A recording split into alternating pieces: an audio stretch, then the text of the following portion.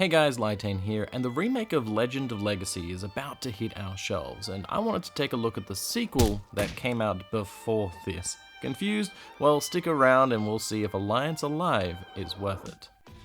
Alliance Alive was released in 2017 in Japan and 2018 in the West on the 3DS. This is, in many ways, a spiritual successor to the Legend of Legacy game, which was released in 2015. There is a similar art style between the two games, and both share a lot of the same mechanics, but Alliance Alive is a much more refined game due to Catacor listening to their fans in order to improve upon their formula. Then in 2019, Alliance Alive was given a HD remake, which I'll go into a bit more detail about later, and now in 2024, Legend is getting a HD remake. It's funny how they release these games. Anyway, Alliance Alive starts off with a big cataclysmic event. A race of demons waged war on the planet and ended up blotting out the sun. Then they decided that the world needed to be divided up into 4 quadrants and then sealed each one of them off. 1,000 years later, we meet some of our heroes, Galil and Azura. These are just normal teenagers of the Rain Kingdom that learn about an ancient temple that has a strange painting on it. What's so special about this painting, you may ask? Well, there's no rain clouds. Is that a blue sky? Like, what? That doesn't exist. So out of curiosity, they rush over to see it. But here is where the trouble begins, because they run into a demon named Grossa, who defeats our heroes and curses Azura, making her lose her eyesight. But this really doesn't hinder her. She basically becomes Daredevil, able to see and do practically everything, so maybe it's not all that bad. Galil, though, he can't live with the burden that he got his sister hurt, so he vows to get the demon in order to undo the curse. But that's only the backstory for 2 of our main characters. There are actually 9, and they come from all different regions with an interconnected story bringing them all together. Alliance Alive is a jrpg with some tropes and new ideas mixed in. For the most part, you will control your party and explore the overworld and go through dungeons in order to make your way through the story. Thankfully, no matter where you go, there are no random battles here, so enemies can be seen and thus avoided. Always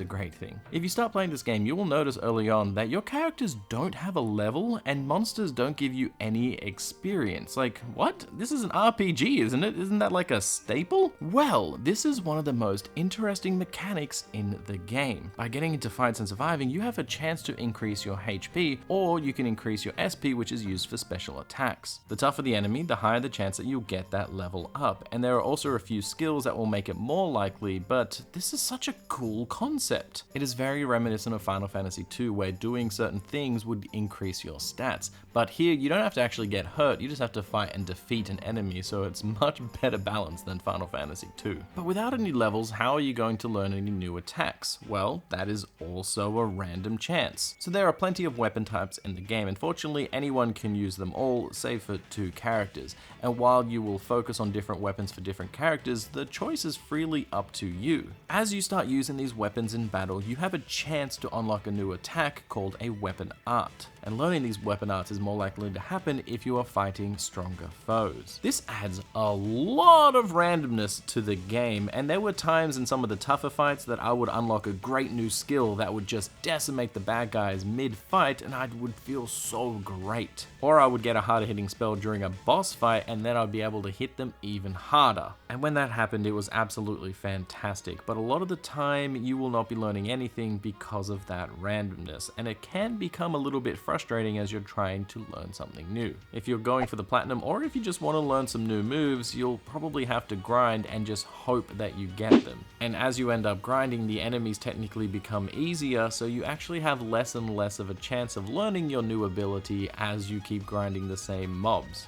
And just as an aside, when I finished the game, I looked up a couple of other people's playthroughs and what they had learned, and I had far less HP than other people, and I don't know why. I guess I just had random bad luck when it came to HP rolls. But like I said earlier, you do have some control over the characters with their abilities, which you can buy with talent points. You get these after each battle, similar to like Final Fantasy X, and you unlock new passive abilities for your characters using these points. One of these abilities is a higher chance to earn HP after a fight, or make it easier to learn new sword arts, for example. These help customize everyone and make sure that they are good at what they do. But you can always change it on a whim, which is absolutely fantastic. So do you want Azure to use bows? Then do it. But then you picked up this amazing spear. Well, you can just make her use spears. Done. It's super flexible. So needless to say, you'll be doing a lot of fighting. And this is where the game can get a little bit tedious and boring. Most of the fights aren't too challenging until later in the game, especially when you have some of those new arts and talents that you'll be learning along the way. In order to increase difficulty, there is a neat mechanic that you can use called chain fights. So if you touch an enemy when others are nearby, they will also gang up on you and you'll have multiple fights in a row. Doing so will grant you more TP, which makes grinding a little faster, but it does have a little bit risk reward because you will have to go through 3 fights in a row without any healing. So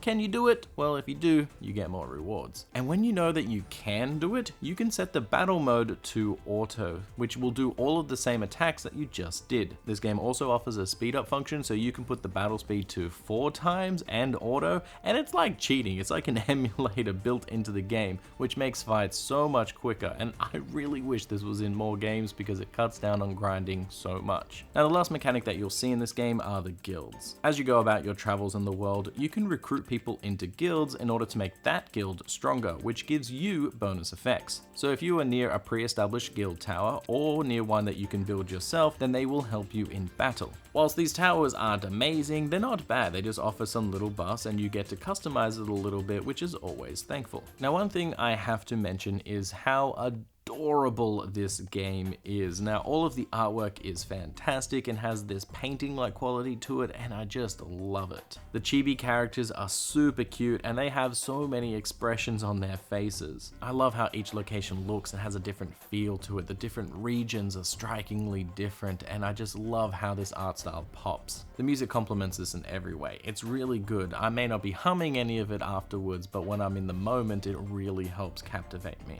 The other thing that surprised me was the story and how it was told. It really surprised me because it was good. This game is sort of split up into thirds, where the first third has this intertwining story of how all of our main characters come together. The second third is trying to explore the different realms in order to figure out how to stop the evil, and of course the final third is then stopping that evil. For the most part, it's a lighthearted story, but it does have its serious moments sprinkled throughout, and it goes deep at times as well. But I do have some problems with the story. It's mostly due to the ending and the final boss. It just didn't fully feel fleshed out by the time we got there. So as I mentioned near the start of this video, this game came out on the 3DS, but it was towards the end of its life cycle, so it's no surprise that only a year after the release, they decided to make the HD remake. But this is honestly one of the laziest remasters that I have ever seen. Sure, all of the graphics have been upstaged and look nicer, but just by a little bit. There are some new textures and there's some small tweaks, but that's about it. Like, come on, you could have easily done more. Also, they didn't put any extra content in either. It's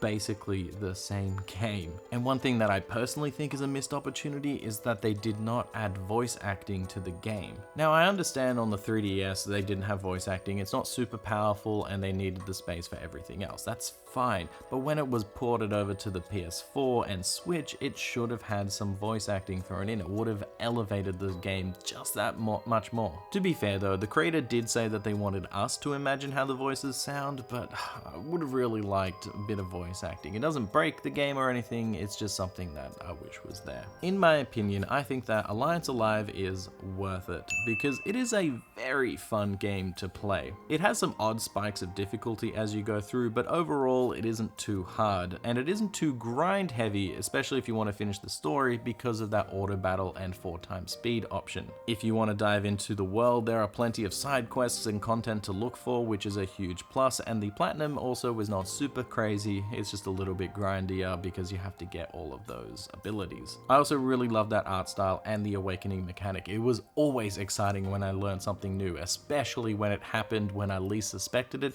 or when I needed it the most, like like in a boss fight. So guys, tell me what you thought about Alliance Alive. Did you like it? Did you hate it? Did you play the 3DS version or the HD version first? I played the HD one, I never played the 3DS one, so I don't know how it fully compares. So that will probably show in my review. I also haven't played Legend of Legacy, but now that it's getting the HD remaster, I'm very eager to get it and play it and see what it's like. I wonder if they've improved upon it or if it's a straight port. We'll see. And lastly, tell me who your favorite character is. Mine is Robin's. Robin's is the best character. If you say another character, you're clearly wrong. Robin's is the best.